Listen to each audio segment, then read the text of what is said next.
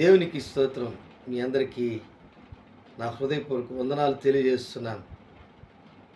ఈరోజు 20వ కీర్తన మనం కాస్తంత ధ్యానించినట్లయితే, ఈ 20వ కీర్తనలో దావీదు యుద్ధ సన్నిధిలో లేక యుద్ధము జరుగుతున్నటువంటి పరిస్థితులు కానీ, యుద్ధము జరగబోతున్నటువంటి పరిస్థితులు కానీ, ఇజ్రాయేలు పక్షమున యుద్ధము చేయడానికి సిద్ధపడుతున్నటువంటి పరిస్థితులు కానీ దావీదు రచించినటువంటి కీర్తన. ఈ కీర్తనలో 3-4 సందర్భాలలో దేవుని వాక్యము, వారు పలికినటువంటి మాటలు, వారు దేవుని స్తుతించినటువంటి విధానం మనం గమనించినట్లయితే, ఆపత్కాలమందు యెహోవా నీకు ఉత్తరం ఇచ్చునుగాక, యాకోబు దేవుని నామము నిన్ను ఉద్ధరించునుగాక, పరిశుద్ధ స్థలము నుండి ఆయన నీకు సహాయము చేయునుగాక, సియోన్లో నుండి నిన్ను ఆదుకొనుగాక, ఆయన నీ నైవేద్యములన్నిటినీ జ్ఞాపకము చేసుకొనుగాక, నీ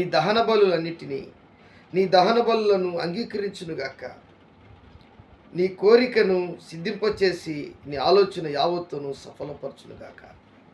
దేవుని బిడ్డలారా, ఈరోజు ఈ దినమందు నీ జీవితంలో ఎలాంటి పరిస్థితులను ఎదుర్కొంటున్నావు?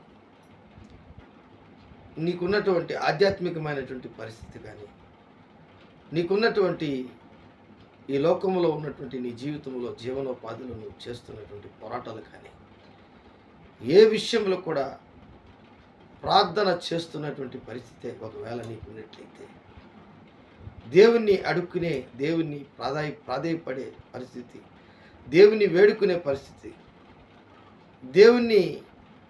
దేవునికి మొరపెట్టే పరిస్థితి నీకు ఉన్నట్లయితే ఖచ్చితంగా ఇవన్నీ మనకు వర్తిస్తాయి. నీకు ఉత్తరం ఇచ్చునుగాక, యెహోవా నీకు ఉత్తరం ఇచ్చునుగాక, యాకోబు దేవుని నామము నిన్ను ఉద్ధరించునుగాక, పరిశుద్ధ స్థలములో నుండి ఆయన నీకు సహాయము చేయునుగాక, సియోన్లో నుండి నిన్ను ఆదుకొనుగాక. సియోన్ అంటే దేవుడుండి స్థలం, పరిశుద్ధ స్థలం అంటే దేవుడుండి స్థలం. యాకోబు దేవుని నామము నిన్ను ఉద్ధరించునుగాక. యాకోబు నామం అబ్రహాము, ఇస్సాకు, యాకోబు, ఆయన యెహోవా దేవుడు, ఆయన నిన్ను ఉద్ధరించునుగాక. 146వ కీర్తనలో ఒక మాట ఉంది, 5వ వచనంలో, ఎవనికి యాకోబు దేవుడు సహాయకుడగునో, ఎవడు తన దేవుడైన యెహోవా మీద ఆశ కొనునో వాడు ధన్యుడు. కాబట్టి దేవుని మీద ఆధారపడి జీవించే వాడు దేవుని యొక్క బిడ్డగా ఉండడమే కాదు, వాడు ధన్యత సంపాదించుకుంటాడు. కాబట్టి నీ పోరాటాలలో వారు యుద్ధములో సిద్ధపడేదానికి యుద్ధ సన్నిధులై వారు వెళ్ళుటకు సిద్ధపడుతున్నప్పుడు వారు దేవునికి పెట్టినటువంటి మొర. ఈరోజు నీ పరిస్థితులు ఏంటి? నీకు ఎలాంటి పోరాటాలు ఉన్నాయి? ఎలాంటి ఇబ్బందులు ఉన్నాయి? ఎలాంటి ఇరుకులు ఉన్నాయి? ఎలాంటి సమస్యలు ఉన్నాయి? వాటన్నిటినీ జయించేదానికి దేవుడు నీకు సహాయం చేయుటకు నువ్వు చేయాల్సిన పని ఏంటంటే ప్రార్థన చేయడం, దేవునికి మొరపెట్టుకోవడం. అది ఎలాంటి సమస్య అయినా సరే, అది ఎలాంటి భయానకమైన పరిస్థితులైనా సరే, దేవుడు నీకు సహాయం చేస్తాడు. అందుకే నీ దహన బలులను అంగీకరించునుగాక, నీ నైవేద్యములను జ్ఞాపకము చేసుకునుగాక, సియోన్లో నుండి నిన్ను ఆదుకొనుగాక, పరిశుద్ధ స్థలములో నుండి ఆయన నీకు సహాయం చేయనుగాక, యాకోబు దేవుని నామము నిన్ను ఉద్ధరించునుగాక. అది ఎలాంటి సిచ్యువేషన్, ఎలాంటి పరిస్థితుల్లో ఉన్నా సరే, ఎలాంటి భయానకమైన పరిస్థితులు, అవతల వారు చాలా గొప్పవారు, పరాక్రమవంతులు, యుద్ధ వీరులు, వారిలో యుద్ధ నైపుణ్యత ఉంది, వారు చాలామందిని ఓడించినటువంటి రాజులు అయి ఉండొచ్చు. కానీ దేవుని పక్షమున ఉన్నటువంటి ప్రజల కొరకు, దేవునితో ఉన్నటువంటి ప్రజల కొరకు, దేవునికి మొరపెడుతున్నటువంటి ప్రజల కొరకు, దేవుని మీద ఆధారపడుతున్నటువంటి ప్రజల కొరకు దేవుడే సహాయకుడు.